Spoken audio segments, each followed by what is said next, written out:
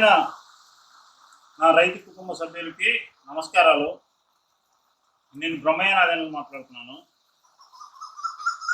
ఈ సంవత్సరం తక్కువ వర్షపాతం ఉండటం వల్ల రకరకాల పంటలకి ప్రధానంగా వర్షాల మీద ఆధారపడి వేసే ప్రధాన పంట పత్తి. ఈ పత్తి అనేది ఈ సంవత్సరం వర్షాభావ పరిస్థితుల వల్ల కొన్ని ఏరియాల్లో లేట్గా వేయడం జరిగింది. కొన్ని ఏరియాల్లో ముందేస్తే కూడా గ్రోత్ లేక, నీటి లభ్యత లేక, పోషకాలను తీసుకోలేక ఎర్రబడిపోయి చాలా భూమి కొన్ని గద్వాల ఇటు సైడ్ అయితే ఒక 30-40 వేల ఎకరాలు దున్ని చేయటం, రకరకాల సమస్యలతో ఇబ్బంది పడుతున్నారు. ఎల్నినో ఎఫెక్ట్ వల్ల పత్తి పంట చాలా ఇబ్బందికరంగా ఉంది. అయితే పూర్తి స్థాయిలో కాదు కానీ బయలాజికల్ అప్లికేషన్ ఇవ్వటం ద్వారా కొంతలో కొంత మనం మొక్కని కాపాడుకొని ఎంతో కొంత దిగుబడి తీసుకోవడానికి అవకాశం ఉంటుంది.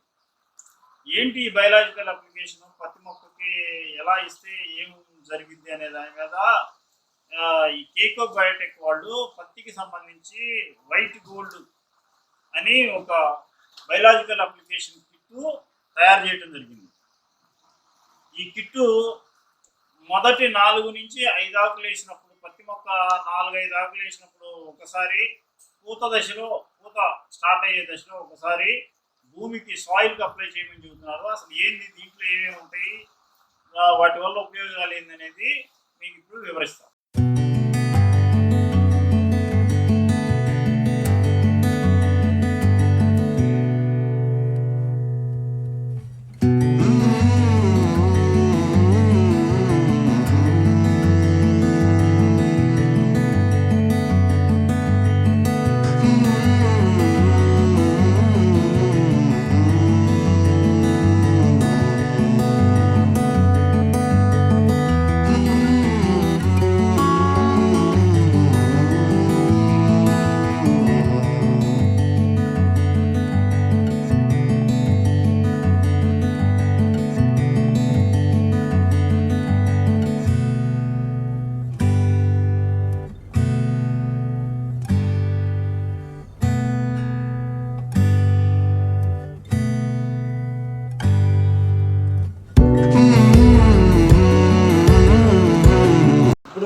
మీకు ఇక్కడ 6 లీటర్లు రకరకాల ఉత్పత్తులు, 6 లీటర్లు తర్వాత ఒక పౌడర్ ఇవ్వడం జరిగింది.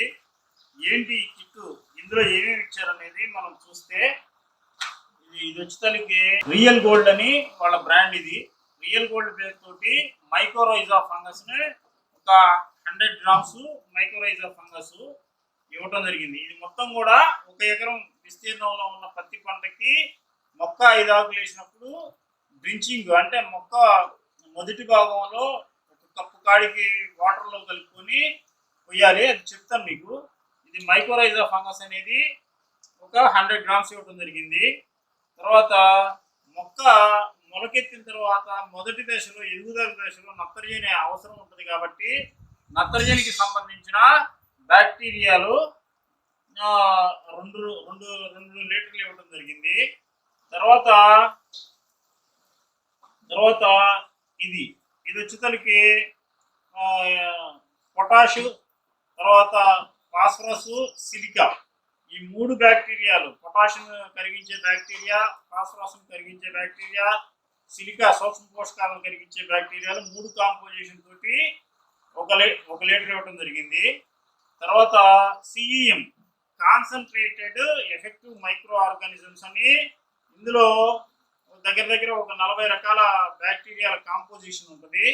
ఇదేంటంటే మొక్క పెరుగుదలని బాగా ప్రోత్సహించి మొక్కకి తెగుళ్ళ బారిన నుంచి పడకుండా, భూమిలో నుంచి కానీ వాతావరణంలో నుంచి వచ్చే తెగుళ్ళ బారిన మొక్క పడకుండా రూట్ వ్యవస్థ ద్వారా మెటబాలిజం, బాడీలో ఉన్న కణజాలాలని సమృద్ధిగా చేయడం కోసం ఈ CEM అనేది ఉపయోగపడుతుంది. తర్వాత ఈ కార్బన్ 64 అని చెప్పేసి, ఇందులో ఇవి 2 బాటిల్స్ ఇవ్వడం జరిగింది, 2 లీటర్లు.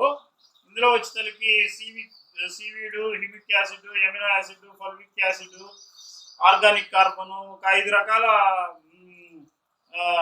గ్రోత్ ప్రమోటర్స్ ఇవ్వటం జరిగింది. ఈ seaweed, humic acid, organic carbon, fulvic acid ఇవన్నీ ఏం చేస్తాయంటే భూమికి మనం ఇచ్చినప్పుడు ఈ సూక్ష్మజీవుల్ని సమృద్ధిగా పెంపొందించడం కోసము మొక్కకి కావలసిన పోషకాలని సమృద్ధిగా ఇవ్వటంలోనూ 2 రకాలుగా పనిచేస్తాయి. ఒకటి ఏమన్నా భూమి లోపల 6 నుంచి 9 ఇంచుల డెప్త్ వరకు భూమి లోపల సూక్ష్మజీవుల లైబిలిటీని ఈ వాటి జీవన విధానం మెరుగుపరుచుకోవడం కోసం అటువంటి వాతావరణ పరిస్థితిని ఇవి కల్పిస్తాయి.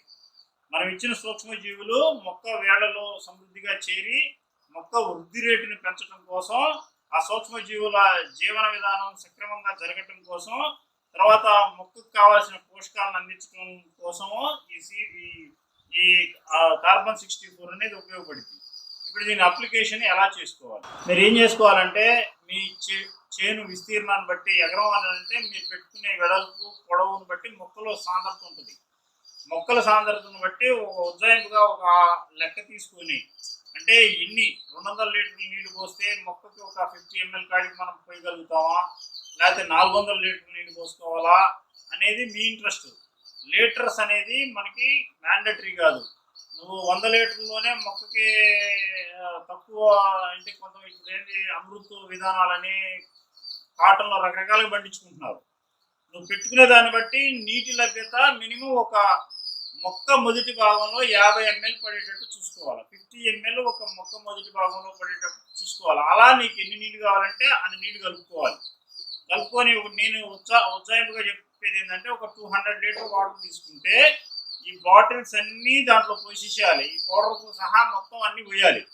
పోసిన తర్వాత 1 kg బెల్లం అనేది దానికి యాడ్ చేయాలి. వేసి మంచిగా తిప్పాలి. తిప్పిన తర్వాత బ్యాటరీ స్ప్రేయర్గా అయితే కనుక బ్రహ్మాండం ఉంటుంది. లేకపోతే కనుక బకెట్లతో తీసుకొని కూడా మొక్క మొదటి భాగంలో పోసుకోవచ్చు చిన్న చిన్న కప్పులతోటి. ఎలా మీ పని విధానాన్ని బట్టి మీరు చేసుకోండి. ఇది ప్రతి మొక్క మొదటి వేరు దగ్గర కాండం దగ్గర కనుక పోసినట్లయితే ఇందులో ఉన్న బ్యాక్టీరియాలు, ఫంగస్లు భూమి లోపలికి పోయి మొక్క వేళ్ల ద్వారా లోపలికి పోతాయి. ప్లస్ సాయిల్ సరౌండింగ్, ఆ మొక్క వేరు వ్యవస్థ ఎంత దూరం పోతే అంత దూరం కూడా మంచి యాటిట్యూడ్ని క్రియేట్ చేసి మొక్క పెరుగుదలకి ఉపయోగపడతాయి. ఈ మైక్రోరైజా అనేది ఇప్పుడున్న పరిస్థితుల్లో కంపల్సరీ అవసరం ఉంటుంది మొక్కకి. ఎందుకు అని అంటే ఇప్పుడు వర్షం పడటం లేదు. మొక్క బతకాలంటే తేమ కావాలి. తేమ కావాలనంటే పైపాట్లో 1 ఫీటు 1.5 ఇప్పటికప్పుడు డ్రై అయిపోతుంది. కానీ భూమి లోపల తేమ ఉంటుంది. ఆ తేమను తీసుకురావాలంటే ఈ మైక్రోరైజా ఫంగస్ అనేది మొక్క వేరు వ్యవస్థలోకి పోయినప్పుడు ఫీడర్ రూట్స్ ని చిన్న చిన్నగా ఈ మైక్రోరైజా ఫంగస్ అనేది డెవలప్ చేసి భూమి లోపల ఉన్న నీటిని తీసుకొని మొక్కకు అందించే ప్రయత్నం చేసింది. భూమి లోపల కరిగి ఉన్న పోషకాలను కూడా ఈ మైక్రోరైజా ఫంగస్ అనేది కరిగించి మొక్కకి ఇవ్వడం జరుగుతుంది. ఓవరాల్ గా మొక్కకి కావాల్సిన అన్ని రకాల పోషకాలని సమృద్ధిగా అందించడం కోసం ఈ బ్యాక్టీరియాలు, ఫంగస్లు పనిచేస్తాయి. పాత పంట అంటే ఇంతకు ముందు వేసిన పంట అవశేషాలను కూడా కుళ్ళబెట్టి మొక్కకి ఎరువుగా ఇవ్వడానికి ఈ బ్యాక్టీరియాలు, ఫంగస్లు బ్రహ్మాండంగా పనిచేస్తాయి. కాబట్టి ప్రతి రైతు నేను చెప్పేది ఏంటంటే వర్షం ద్వారా పండే పంట మీద ఆధారపడిన పత్తి పండించే రైతులు ఎవరైనా కానీ ఇది 1 నుంచి 2 సార్లు ఫస్ట్ మొలకొచ్చిన తర్వాత మొక్క 5-6 ఆకులు వేసినప్పుడు ఒకసారి, తర్వాత పూత దశలో ఒకసారి కనుక భూమికి ఇచ్చుకున్నట్లయితే బ్రహ్మాండంగా పనిచేస్తుంది. నీటి వస్తున్న వాళ్ళు నీటి ద్వారా పంపిస్తే కూడా మంచి రిజల్ట్ ఉంటుంది. ఇప్పుడు ఈ యొక్క ప్రోడక్ట్స్ కావాల్సిన వాళ్ళు ఎవరైనా కానీ కిట్ వచ్చి కావాల్సిన వాళ్ళు ఎవరైనా అప్లై చేయాలని ఒక ప్రయోగం చేద్దామని అనుకుంటే మమ్మల్ని సంప్రదించవచ్చు. మా ఆఫీస్ నంబర్లకి కాల్ చేసి ఆర్డర్ పెట్టుకోవచ్చు. ధన్యవాదాలు.